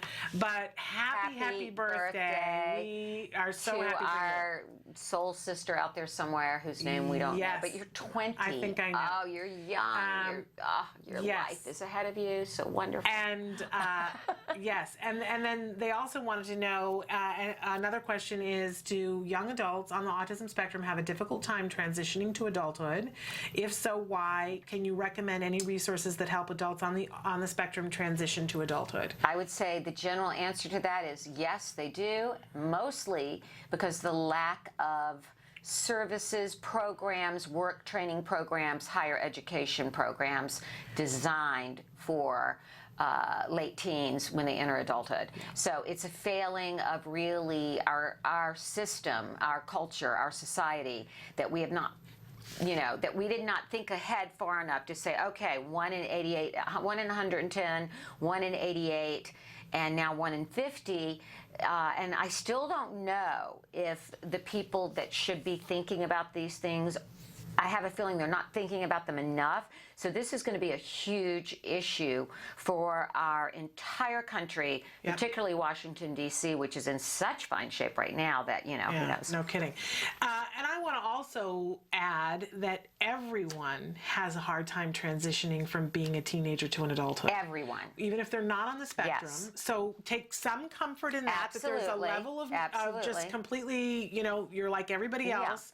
And I agree with you, finding support, and if this this is the remarkable young woman that I think it is, because it's somebody who is a viewer, a regular viewer who has checked in with us before. I've been keeping tabs, and you're doing a remarkable job. Okay, great. I see the things that you're posting on Facebook, and that you're going to school, and those are some of the really incredible things that you can do to help And yourself. resources are largely going to be where you live. So what we just heard was a resource. Yes. What Alex and Aliza are doing at CARD, that's a resource, because they're doing counseling, right? And case supervision. So that's what you need, something like that. And I also want to put in a plug for wrongplanet.net too. If you haven't already gone there on your birthday today, go there and say to them, it's my birthday today, I'm 20 years old, and connect with some people there, because Alex Plank. Wrong Planet. Yes, and there are a whole lot of people who are there who have done the transition, and they can give you some words of wisdom and maybe mentor you as you go along and help you to figure out what's important for you, because it's different for everybody else. Right. And then the last question that we had that came in, Alex and Aliza, they wanted to know, somebody said, I'm an adult with autism. Can you tell me about the program for adults on the autism spectrum?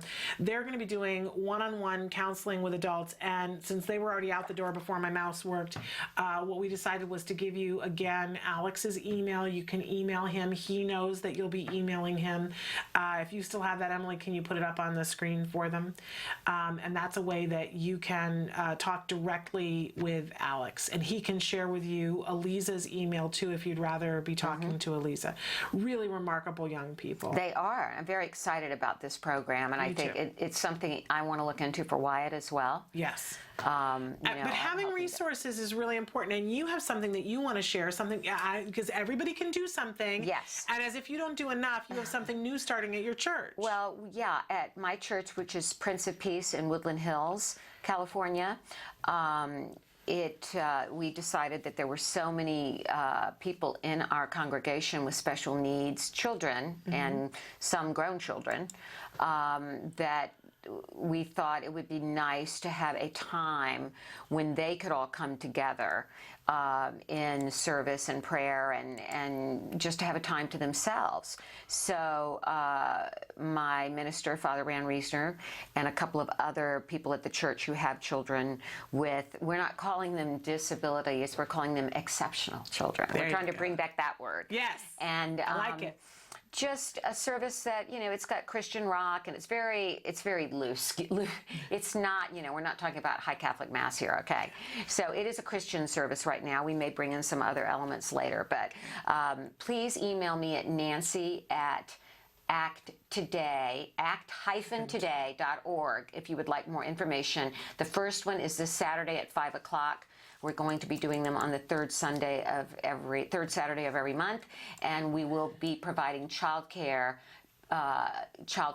workers that know how to work with children on the autism spectrum and with other disabilities. So, it's an hour. It's just an hour to come together and be at peace and be able to practice that four-letter word, hope. It's a wonderful opportunity, and it's great that you are providing that. You also did something amazing. It wasn't last Sunday, it was the Sunday before. It was the annual Denim and Diamonds event. Yes, and by the way, the 7 pounds I lost to get in the dress, I put it back on already, so. You don't look it. You put it on in your hair or your eyebrows. No, I brought it nice back. It's all back. Well, I should be so lucky to have lost the 7 pounds. And you know what? I think before this event, the stocks in Spanx went up in LA. There were a lot of beautiful women there and some gorgeous men. I'm dropping things all over my desk Caritas here. Organic Gold was our title sponsor. Yeah. And we saw some amazing people. So I want to talk about this, but we took a little video and Suzanne edited it for us. Oh, great. So let's take a look and see, so you can see what it was like, and then we'll talk about it. Take a We're here at the 8th annual Denim and Diamonds event. This is star-studded event. We're here on the red carpet. You won't believe who we're going to meet here. And all of this is to raise money for our kids. What a lovely evening. Let's check it out. Why is autism an important subject for you? Partly you. My cousin, who is 13 years old, she has autism, and I really just wanted to be involved in this charity. I think it's a really important cause, something that's close to my heart, knowing a lot of people that are affected by autism. This event is really important for me because my brother has autism. On a personal level, we have a son who is autistic. My wife and I have been raising him. He's 8.5 years old. And in the process of getting him treated, we became aware of the fact that many families cannot afford ABA therapy, which is really the only mechanism for recovery for many autistic children. And that led us to Doreen Granpeesheh, who's a co-founder of ACT Today, along with myself and a couple of other people. And that's what got us here.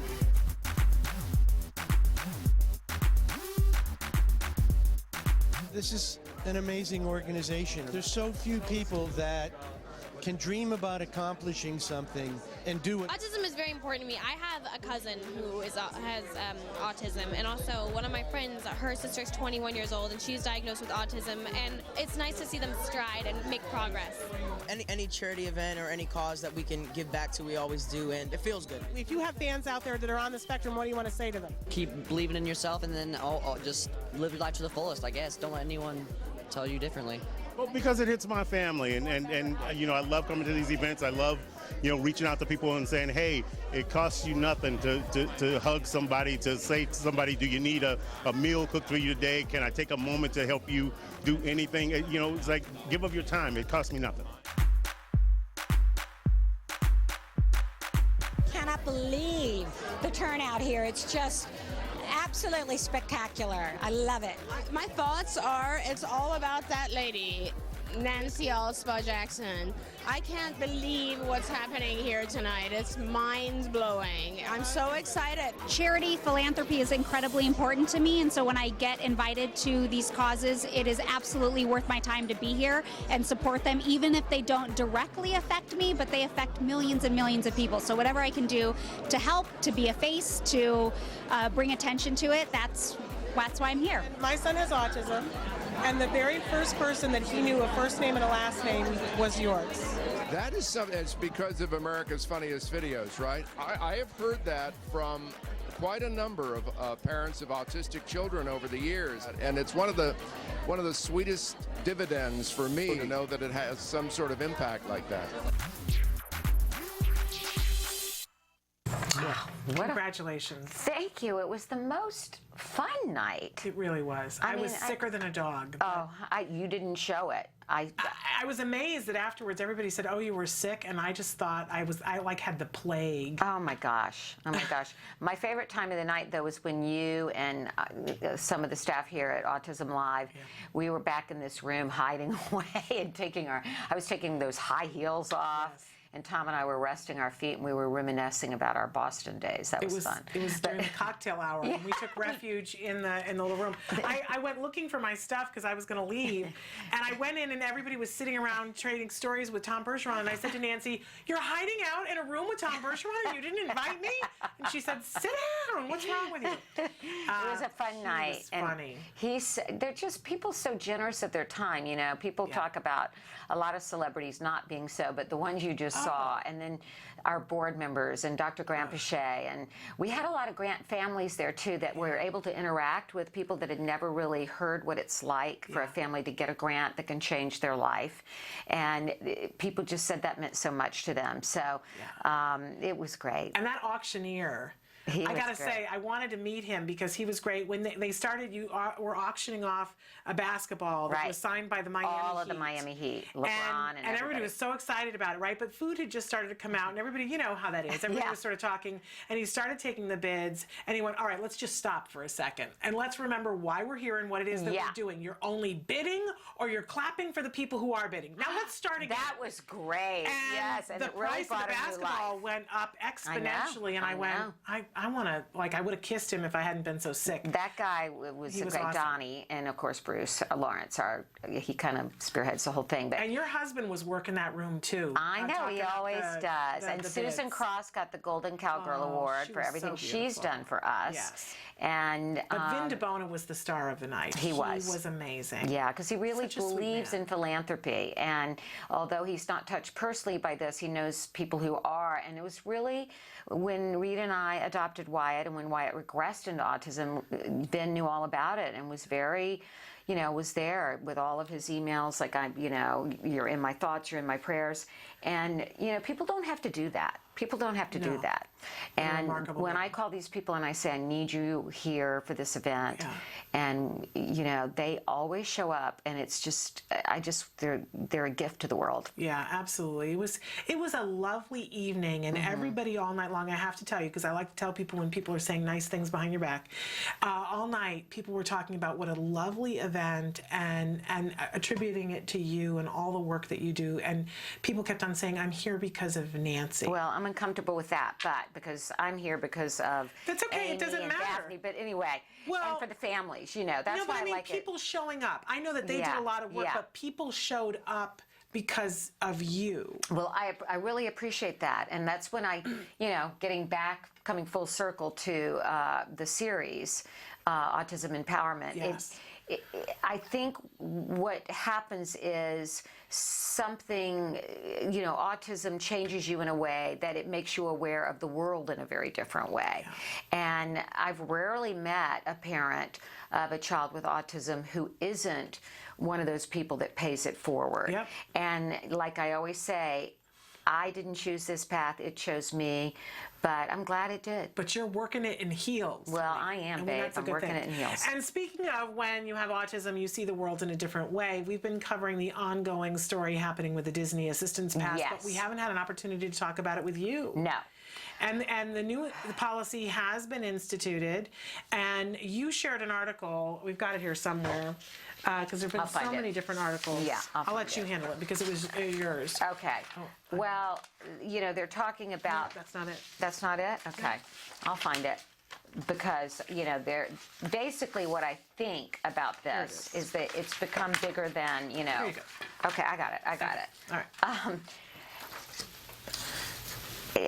It was basically from Allison Ziering-Wallmark, who is a blogger, and she is an autism mom. And she just basically called them on it by saying, you did not handle this well.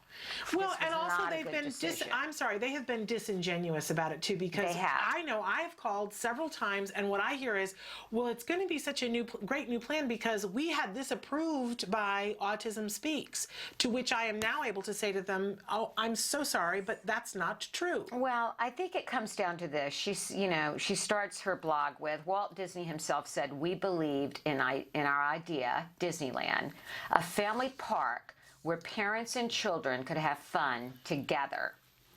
So she goes on to say, each year families with special needs like mine spend millions of dollars in your theme park and help, the ratings on your movies. We go to your resorts, Disney Meeting, Disney Publishing.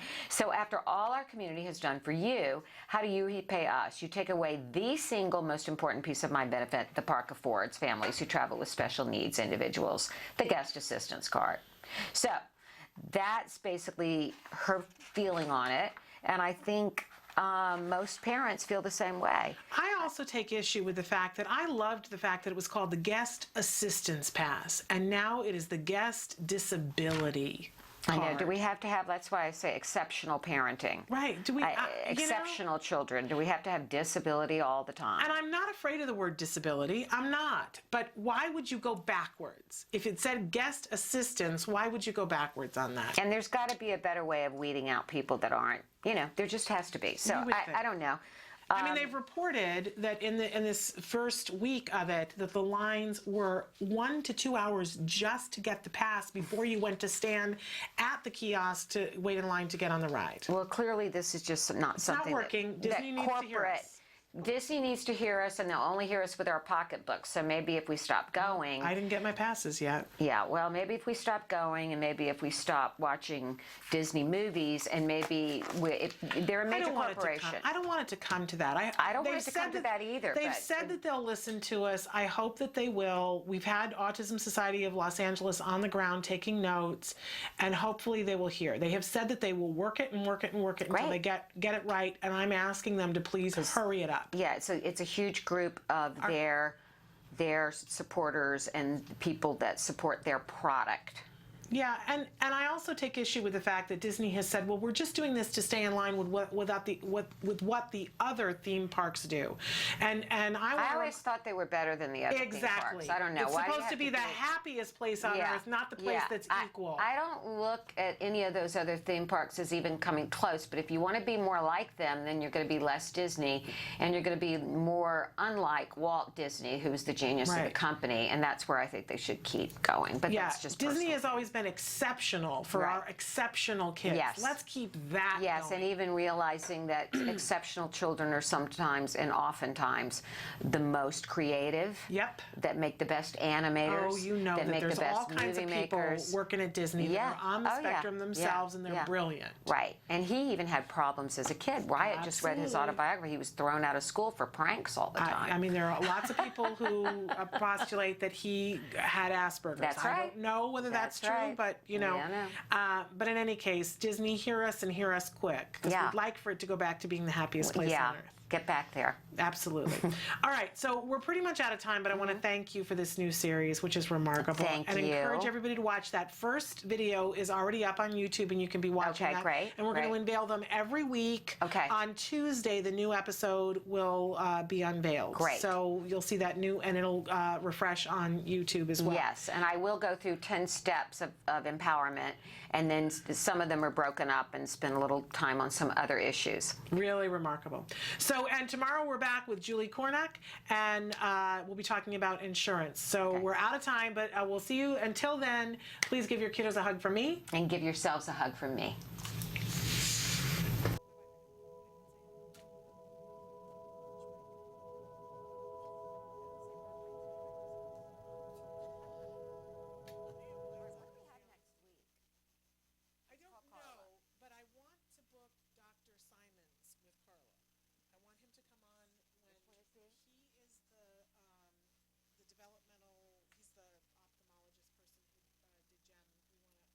Good.